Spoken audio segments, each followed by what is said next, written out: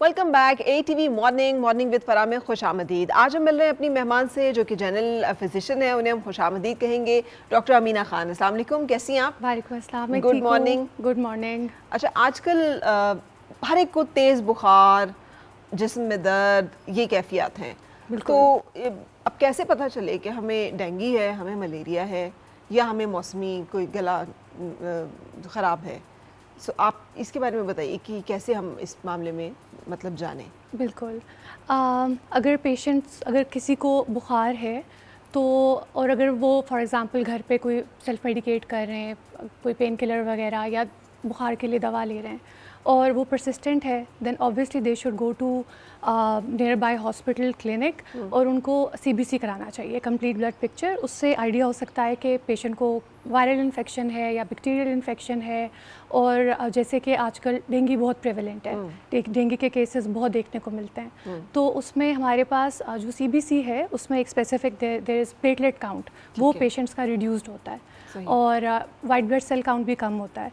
तो अगर कोई पेशेंट ऐसे आएँ जिनके सिम्टम्स ऐसे हों कि उनको फीवर है, उनको वॉमिटिंग है, उनको रेट्रोऑर्बिटल पेन है, आँख के पीछे दर्द है, हेडेक है, रैश हो रही है, तो ऑब्वियसली सिम्टम्स भी देखकर और फिर CBC भी देखकर to confirm our diagnosis, next step is कि हम डेंगू सीरोलॉजी कराएं या dengue NS1 is the test that we advise. लेकिन मैंने ये भी सुना है कि ये सारे टेस्ट जो है फौरी तौर पे पॉजिटिव नहीं आते, यानी किसी शख्स को अगर खुदा न खासा आज बुखार होना शुरू हुआ है तो होता ये कि पहले तो वो सोचेंगे अच्छा चलो पेन किलर ले लें, फिर अगले दिन भी हम पेन किलर ले लें। तो ये ठीक तरीका है? That is how we should go about it कि दर्द हो रही है या हमें बुखार हो रहा है तो हम घर में पेन किलर लें या फिर बुखार की दवाई लें और 3-4 दिन के बाद फिर हम टेस्ट करवाएं? उस वक्त तक जिस्म बहुत टूट फूट का शिकार हो जाता है और बुखार की वजह से खासी जो आपकी बॉडी एक्स हैं उसकी वजह से खासी आपकी हालत भी ख़राब होती है। Exactly, that is a very good question. उसमें यह है कि you have to observe. Sometimes ऐसा होता है कि आपको कोई मामूली से किसी सोर थ्रोट वगैरह की वजह से भी फीवर होता है या समटाइम्स किसी यूरिनरी ट्रैक्ट इन्फेक्शन की वजह से होता है और वो समटाइम्स ऑन इट्स ओन भी रिजॉल्व हो जाता है with in 2 to 3 days। So if that is the case that's absolutely fine. लेकिन अगर आप देख रहे हैं कि आपका फीवर ज़्यादा है और वो पेन किलर से भी रिड्यूस नहीं हो रहा और associated symptoms for instance body aches आपको बहुत ज़्यादा हैं, देन ऑब्वियसली आपने उसको इग्नोर नहीं करना। Then that is the right time कि आप किसी क्लिनिक में जाएं, आप हॉस्पिटल में जाएं, गेट योर सेल्फ चेक्ड, ताकि राइट टाइम पे राइट डायग्नोसिस हो सके और फिर उसके मैनेजमेंट भी अकॉर्डिंगली हो सके। बिल्कुल ठीक। मलेरिया भी इसी में ही डायग्नोज हो जाएगा या मलेरिया के लिए अलग से हमें टेस्ट करना पड़ेगा? और ये दोनों मच्छरों से होने वाली बीमारियां हैं, मलेरिया भी और डेंगू भी। बिल्कुल। लेकिन इन दोनों की अलामात में क्या फ़र्क होगा? ओके, जो हमारे पास डेंगू है उसकी अलामत में ज़्यादातर पेशेंट्स को बॉडी एक्स होते हैं, फीवर होता है, वॉमिटिंग होती है, समटाइम्स रैश डेवलप होती है, and if it gets worse तो फिर पेशेंट्स को नेज़ल ब्लीड और गम से ब्लीडिंग वगैरह भी होती है। और डेंगू का एज सच कोई ट्रीटमेंट स्पेसिफिकली डेंगू के लिए नहीं होता। बेसिकली आप सपोर्टिव ट्रीटमेंट करते हैं, सिम्टोमेटिक ट्रीटमेंट करते हैं, जो पेशेंट को सिम्टम्स होंगे उसके accordingly. For example if patient has fever तो हम उनको एंटीपायरेटिक एडवाइस करते हैं। इफ़ पेशेंट हैज़ वॉमिटिंग तो उनको एंटी एमेटिक वॉमिटिंग की मेडिसिन एडवाइस करेंगे। साथ में पेशेंट को गुड हाइड्रेशन एडवाइस की जाती है और मोस्टली पेशेंट्स को ये भी एडवाइस किया जाता है कि वो अगर टीथ ब्रश कर रहे हैं तो बहुत केयरफुली ब्रश करें, बिकॉज देयर आर चांसेस कि उनको गम्स से ब्लीडिंग हो सकती है, और वो नोज़ पिकिंग ना करें, नेज़ल ब्लीड हो सकता है। सो बेसिकली फॉर डेंगू उनको सपोर्टिव केयर बेसिकली की जाती है, but at the same time आपने पेशेंट्स को एडवाइस करना है कि they should get their CBC repeated, ताकि प्लेटलेट्स काउंट का ट्रेंड देखा जा सके। और कितना कब रिपीट करना चाहिए? ओके, बेसिकली 150,000 से अगर बिलो प्लेटलेट काउंट है तो obviously that is not normal, that is not with in the normal range. और अगर ट्रेंड प्लेटलेट काउंट का कम ही होता जा रहा है, अगर ज़्यादा कम हो तो फिर CBC is advised daily every 24 hours। But if it's fine, I mean it's not that decreasing, तो फिर CBC is advised within 48 hours। अच्छा जी, यानी तकरीबन 2 दिन के बाद अगर प्लेटलेट नॉर्मल रह रहे हैं और अगर गिर रहे हैं तो Exactly. फिर आपको एक दिन के बाद Exactly. हर रोज़ तकरीबन इसको करना बिल्कुल, तो पड़ेगा। वो ट्रेंड के हिसाब से होता है। और अगर प्लेटलेट काउंट आपका 10,000 से लो है, which is critically low, then आपको ट्रांसफ्यूज़ करते हैं पेशेंट को हम, प्लेटलेट्स भी ट्रांसफ्यूज़ करते हैं, फ्रेश फ्रोज़न प्लाज्मा होता है या whole blood, that also depends. फिर उनको हॉस्पिटलाइज किया जाता है बिकॉज इतने लो लेवल पे dengue haemorrhagic fever, that is basically a complication of dengue fever. आज तक ये आइडेंटिफाई हुआ है कि किन लोगों में डेंगू जो है वो ज़्यादा कॉम्प्लिकेशंस नहीं पैदा करता और जिनमें करता है वो कौन लोग हैं? वो कौन लोग हैं जिनमें ज़्यादा मतलब इसके बिगड़ने के चांसेस होते हैं? राइट, एक्चुअली देर हम कुछ स्पेसिफाई नहीं कर सकते कि इन पेशेंट पे ज़्यादा कॉम्प्लिकेशंस डेवलप करने का चांस है और किन में नहीं है। This can't be specified, but obviously अगर आपका टाइमली डेंगू डायग्नोज हो चुका है और आप इंस्ट्रक्शंस फॉलो कर रहे हैं, you are getting your CBC done, आप अपनी हाइड्रेशन मेंटेन कर रहे हैं because hydration is really important, तो फिर डिज़ीज़ का जो प्रोग्नोसिस है that can be well managed और वो बेहतर हो सकता है। बट ऑब्वियससली अगर आप इग्नोर कर रहे हैं अपने सिम्टम्स को और आप अपना फॉलो थ्रू नहीं कर रहे, इफ़ फॉर एग्जांपल एक चीज़ जो मैं जनरल पब्लिक में मैंने ऑब्ज़र्व की है कि क्योंकि पेशेंट्स को एडवाइस किया जाता है कि you have to hydrate, right? तो हाइड्रेशन के लिए sometimes patients they take some juices which are not advisable in dengue because patients को ऑलरेडी बहुत वॉमिटिंग वगैरह हो रही होती है, और समटाइम्स कुछ ऐसे सिट्रिक एसिड बेस्ड जूसेस वगैरह ले लेते हैं ऑरेंज के या इस तरह से, जिससे उनका स्टमक अपसेट ज़्यादा होता है, वॉमिटिंग ज़्यादा होती है, डिहाइड्रेशन ज़्यादा होती है। अच्छा, तो आप ORS लें and just follow the instructions और and be very vigilant because अगर आपका प्लेटलेट काउंट फॉल ही कर रहा है देन ऑब्वियसली आपको हॉस्पिटलाइज भी होना होगा बिकॉज आपको फिर IV मेडिकेशन और ट्रीटमेंट वगैरह रिक्वायर्ड होगी। अच्छा, अब ये बताइए कि मतलब डेंगू बूढ़ों में, बच्चों में, ख़वातीन में, मर्दों में किस में ज़्यादा हमें नज़र आता है कि मुश्किलात पैदा करता है, और वो कौन से लोग हैं जो फिर भी मतलब हम समझ सकते हैं कि इतना एट रिस्क नहीं है, या इस सभी को ख़तरा है जो इससे मुतासिर होंगे वो सब इससे उतने ही मुतासिर हो सकते हैं?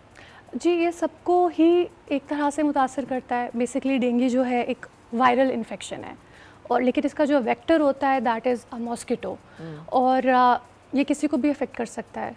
और ये छूत का तो नहीं है, यानी एक मरीज़ से दूसरे मरीज़ को मुंतकिल तो नहीं होगा? एक मरीज़ से दूसरे मरीज़ जैसे हमें कोविड का पता है, मतलब it's not a airborne disease, it does not travel through droplets, ना तो ये हैंड टच वगैरह से ट्रांसमिट होता है, बट ऑब्वियसली ये एक साइकिल है ऑफ अ मॉस्किटो कि अगर वो उसके बाइट करने से होता है, तो वो अगर एक इन्फेक्टेड इंडिविजुअल को बाइट किया है तो obviously it can transmit to a healthy individual as well. इसका मतलब अगर किसी एक घर में डेंगू का मरीज़ है तो क्या एहतियाती तदाबीर करनी चाहिए?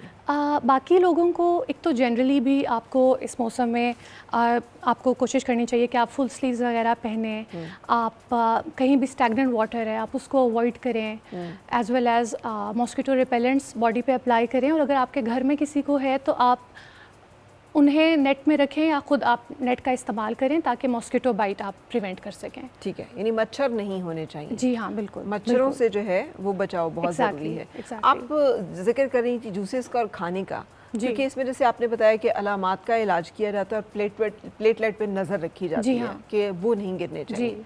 वो क्या खाना पीना है कि जो डेंगू या मलेरिया, ये हाई ग्रेड फीवर जो आजकल के मौसम में हो रहा है, इसमें आप रेकमेंड करेंगी कि होना चाहिए जिससे कि मरीज़ को जल्दी सेहतियाब होने में मदद मिले? Okay, so the most important thing is hydration. Hydration आपने मेंटेन करनी है, और उसमें सबसे ज़्यादा पेशेंट्स को जो हम चीज़ एडवाइस करते हैं दैट इज़ ORS, और बाकी ये है कि they can take any diet, बस कुछ ऐसी डाइट ना हो जिससे उनका स्टमक एसिडिटी ज़्यादा हो और उनको वॉमिटिंग वगैरह ज़्यादा हो। सो और ऑब्वियसली पेशेंट की एपेटाइट वगैरह कम हो जाती है इसमें। ठीक है, तो कुछ भी खा सकते हैं अदर देन द स्टफ़ जिससे उनको एसिडिटी ज़्यादा हो और वॉमिटिंग होने का ज़्यादा चांस हो, वो अवॉइड करना चाहिए। अच्छा, तो डॉक्टर अमीना, मलेरिया भी इसी मौसम में हो रहा होता है और उसकी भी हमें पता नहीं चल रहा होता कि हमें क्या अलामात आ रही हैं, तो कैसे पता चले कि अब ये मलेरिया है और एंटी मलेरियल किस टाइम पे लेना शुरू करना ज़रूरी है? बाज़ औक़ात मैंने देखा है कि बहुत सारे लोग बुखार होता रहता है, मेडिसिन लेते रहते हैं ये सोच के कि आज ठीक हो जाएगा, कल ठीक हो जाएगा, और मलेरिया की तरफ नहीं ध्यान जाता कि उसका भी टेस्ट करा लिया जाए। तो क्या टेस्ट कराकर मेडिसिन लेनी लाजमी है, या जब आपको अलामात कुछ ख़ास महसूस हो तो ही आप एंटी मलेरियल ले लें? उसके लिए ज़रूरी ये है कि मलेरिया का डायग्नोसिस कंफर्म होना ज़रूरी है। अच्छा, ठीक। To start taking anti malarial drugs, क्योंकि कंफर्म नहीं होगा तो obviously that is not indicated. और सिम्टम्स जैसे आपने पूछा था कि मलेरिया और डेंगू के सिम्टम्स में क्या फ़र्क है, तो मोर और लेस दोनों के सिम्टम्स एक ही तरह के होते हैं। दोनों में फ़ीवर वगैरह होता है, बॉडी एक्स होते हैं, बट मलेरिया में मोस्टली पेशेंट्स को साथ में चिल्स भी होते हैं फीवर के साथ, जिसमें हम आम ज़बान में कहते हैं कपकपाहट वगैरह, कांपना। So that is basically one of the symptoms of malaria. अच्छा, ये फ़र्क होगा। जी, लेकिन मोर और लेस अगर पेशेंट को फ़ीवर है, बॉडी एक्स हैं, तो मलेरिया भी हो सकता है। और अगर हम सीबीसी करें तो सीबीसी में भी प्लेटलेट काउंट मलेरिया में भी कम आ सकता है, and similarly white blood cell count ज़्यादा भी हो सकता है मलेरिया में, कम भी हो सकता है। दोनों में फ़र्क ये है कि जो डेंगू है, जैसे मैंने पहले मेंशन किया कि that is a viral infection, लेकिन वो वेक्टर बॉर्न है, उसका वेक्टर एक मॉस्किटो है। मलेरिया के केस में भी वेक्टर मॉस्किटो है, but it is not a viral infection. ये एक पैरासाइट की वजह से फैलता है। ठीक है। और दोनों की प्रिवेंशन भी एक जैसी है कि आपने मच्छर से बचना है। बिल्कुल। और अपना जो है वो ख्याल रखना है। जी बिल्कुल, बिल्कुल सही। Thank you very much for being with us today और शेयरिंग दिस इन्फॉर्मेशन। आजकल मौसम इस किस्म का है और हम सब जानते हैं कि इस मौसम में ये चंद बीमारियां हमारे मौसम का जो टेम्परेचर होता है, खड़े पानी जो होता है, उसकी वजह से फैलती हैं। सो बहुत ज़रूरी है कि हम अपनी हिफाजत का ख्याल रखें। हमारे गमलों में हमारे पास बहुत सारे ऐसे फालतू बर्तन छत पे पड़े हुए हैं, गैरेज में पड़े हुए हैं, कोई एक छोटा सा खड्डा बना हुआ है, हमें नहीं अंदाज़ा, लेकिन मच्छर के लिए वो बहुत काफ़ी है। तो अगर हमारे आसपास इस तरह की जगह होंगी जहाँ पर कि मच्छर बच्चे दे सकते हैं, उनकी ग्रोथ हो सकती है, तो इसका मतलब है कि वो हमारे इर्द गिर्द के एनवायरनमेंट में डेंगू के का जो है वो जिसे कहते हैं वार करने वाला मच्छर मौजूद है, और वो किसी को भी इफ़ेक्ट कर सकता है। सो जहाँ अपने घरों को ज़रूरी है कि हम साफ़ सुथरा रखें और मच्छर से पाक रखें, वहाँ ज़रूरी है अपने इर्द गिर्द की जितने रेडियस तक, जितने इलाके तक हम कोशिश कर सकते हैं कि वहाँ पर ऐसी कोई जगह ना हो जहाँ मच्छरों की अफजाइश हो, तो उसका भी ख्याल करें। और इसके साथ हमें ये भी याद रहे कि हमारे मुल्क का एक बहुत बड़ा हिस्सा जो है वो इस वक्त सैलाब से मुतासिर और पानी वहाँ पे खड़ा है। सो कुछ ना कुछ जो हम उन लोगों के लिए कर सकें, एटलीस्ट कुछ ऐसी थोड़ी सी मेडिसिन डोनेट कर सकें, खाने पीने की कुछ चीज़ें, मच्छरदानियों की बड़ी ज़रूरत है उन इलाकों में जहाँ जहाँ पानी खड़ा है और लोग वहाँ पे मौजूद हैं। So whatever we can do, ताकि हम भी महफूज रहें और ये इस मर्ज़ का जो फैलाव है इस मौसम में उसको भी रोका जा सके। सो यहाँ पे रुकेंगे, ब्रेक लेंगे और ब्रेक के बाद होगी फिर आपसे मुलाकात।